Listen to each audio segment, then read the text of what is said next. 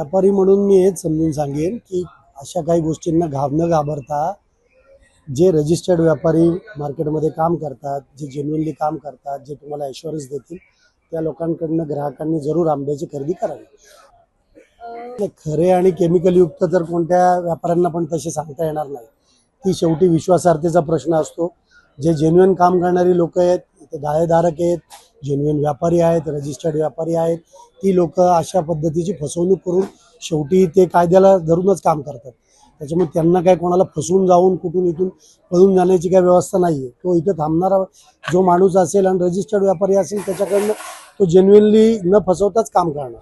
नाही, ते आहे बरोबर तुमचं म्हणणं। तसं परवा फूड अँड ड्रगवाल्यांनी इथे कारवाई केलेली आहे आणि परीक्षणार्थी त्यांनी काही आंबे इथून पण सॅम्पलिंग केलेलं आहे आणि सीलसुद्धा लावले फूड अँड ड्रगवाल्यांनी। त्याच्यामध्ये काय रिझल्ट्स येतील ते सगळ्या जनतेसमोर येतीलच आणि जो कोण व्यापारी तशा पद्धतीत करेल त्याच्यावर रीतसर शासन कारवाई करेलच असं आम्ही समजतो। केमिकलमुळे आत्ताच काय झालेलं रिसेंट इन्सिडेंट आहे आपला कलिंगडामध्ये। काहीतरी इंजेक्शन पिकवण्यासाठी, कोणते फळ पिकवण्यासाठी इंजेक्शनचा प्रयोग केला जातो। इवन नाळामध्ये सुद्धा जे आपल्याला शहाळी येतात आता त्या शहाळीला सुद्धा इंजेक्शन मारलं जातं। त्याचप्रमाणे आंब्याला इंजेक्शनचा प्रयोग मला वाटत ना होईल, परंतु हे कल्टार टाकून किंवा हे केमिकल टाकून त्यात लवकर पिकवण्यासाठी, कलर येण्यासाठी तो प्रयत्न केलेला असतो।